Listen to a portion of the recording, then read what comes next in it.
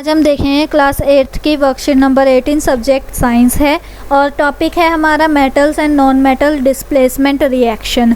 We have learn that some metals are very reactive and some are less reactive, also some metals do not react with anyone. ठीक है, ये हम पढ़ चुके हैं। कुछ ज़्यादा रिएक्ट करते हैं, कुछ ज़्यादा कम करते हैं, कुछ करते ही नहीं हैं। Now we will learn about the reactivity of metal with the help of displacement reaction। ठीक है, इसकी हेल्प से हम समझेंगे कि क्या reactivity of metal है। तो for this let's do an activity। तो क्या एक्टिविटी है? Take 500 millilitre beakers and label them ABCD। ठीक है, E। उसके बाद क्या है? Take about 50 ml water in each beaker, dissolve in each beaker in a teaspoonful of each substance are as given। ये मतलब आपने ये अपने बड़े के साथ करना है। अगर आपने करना है तो ये पहले बेकर में आपने क्या लेना है? कॉपर सल्फेट और जिंक लेना है। दूसरे में कॉपर सल्फेट और आयरन नेल लेना है। तीसरे में जिंक सल्फेट और कॉपर ट्यूमिंग लेनी है। फोर्थ में आपने आयरन सल्फेट और कॉपर ट्यूमिंग लेनी है। और फिफ्थ में आपने जिग्निक सल्फेट और आयरन नेल लेनी है। ठीक है, इन दोनों को अच्छे से पानी में 50 ml पानी में मिक्स करना है। ठीक है, और डिज़ोल्व करना है।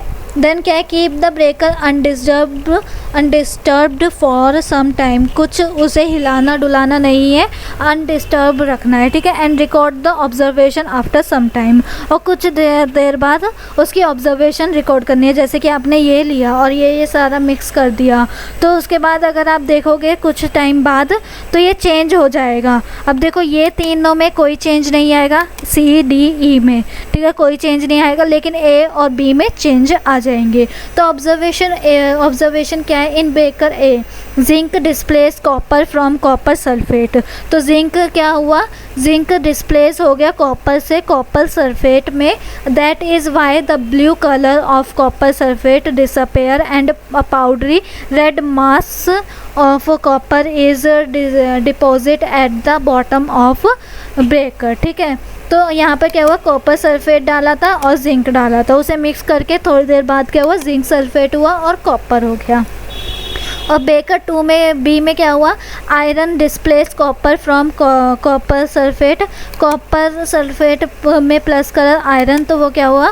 फेरिस सल्फेट बन गया और कॉपर बन गया। फिर notice that there is no reaction in beaker C, D and E। इन तीनों में कोई रिएक्शन नहीं हुआ। The rule here is that a more reactive metal can displace less reactive metal, but a less reactive metal can not displace a more reactive metal. मतलब एक ज़्यादा reactive वाला कम रिएक्टिव में चेंज हो सकता है, लेकिन एक कम रिएक्टिव वाला ज़्यादा रिएक्टिव में चेंज नहीं हो सकता। That is why there is no displacement reaction that place in a beaker C, D and E। मतलब C, D, E ये थोड़ा क्या होते हैं? रेट, उनका रेट जो होता है चेंज होने का वो कम होता है। इसलिए यहाँ पर क्या हुआ? कम रेट वाले, कम रिफ्लेक्ट वाले चेंज नहीं हुए। उसके बाद क्या है? So we can conclude that more reactive metal displace less reactive metal और from there compounded in a aqueous solution. ठीक है, और ये आप देख सकते हो। अब चेक योर सेल्फ क्या है? What is the colour of copper sulphate and copper sulphate और कॉपर का कलर क्या होता है? Let's see. तो फर्स्ट वाले का हमारा आंसर हो जाएगा द क्रिस्टल ऑफ ये कॉपर सल्फेट का क्या हो जाएगा? ब्लू कलर हो जाता है, hence the colour of the solution is blue. ठीक है, उसके बाद आते हैं नेक्स्ट वाले पे। Why the copper can not display zinc from its salt solution. तो क्यों नहीं होता? In the relatively series zinc is more reactive than copper. Sorry, just a minute. Zinc is more reactive than copper. A more reactive metal can replace a less reactive metal, but a less reactive cannot displace zinc from its salt solution, while zinc can displace copper from its salt solution. ठीक है, तो ये आपका second का answer हो गया। Third क्या है? Arrange zinc iron copper metal in decreasing order.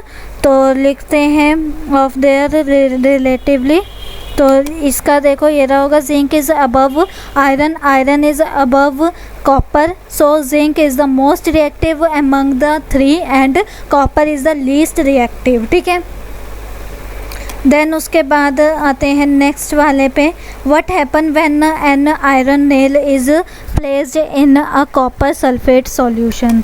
तो यहाँ पर देखो, when iron nail is dipped in a copper sulphate it take reaction between them and copper sulphate change its colour from blue to light green, this should determine more reactive than copper, this could replace copper from copper sulphate and blue colour and sulphate is in the light color, light green color, it will change its due to copper iron nail function। ठीक है, तो ये आपका हो जाएगा answer number 4। और यही और आंसर नंबर 5 देखते हैं, कंप्लीट द रिएक्शन।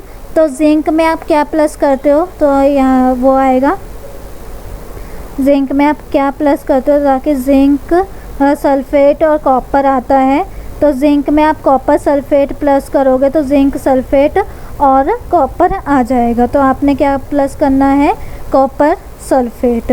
तो इसका क्या होता है, आप ये वाला लिख सकते हो, copper sulphate. Just a minute, क्या हो गया तो इसका आंसर हो जाएगा, जिंक में आप प्लस करोगे कॉपर सल्फेट, और इसका ये होता है, साइंस में ऐसे लिखते हैं, तो आपको जिंक सल्फेट प्लस कॉपर मिल जाएगा। तो इसी के साथ हमारी वर्कशीट कंप्लीट होती है। अगर आपको वीडियो अच्छी लगी हो तो प्लीज़ लाइक कीजिए, चैनल पे नए हो तो सब्सक्राइब करना बिल्कुल ना भूलें।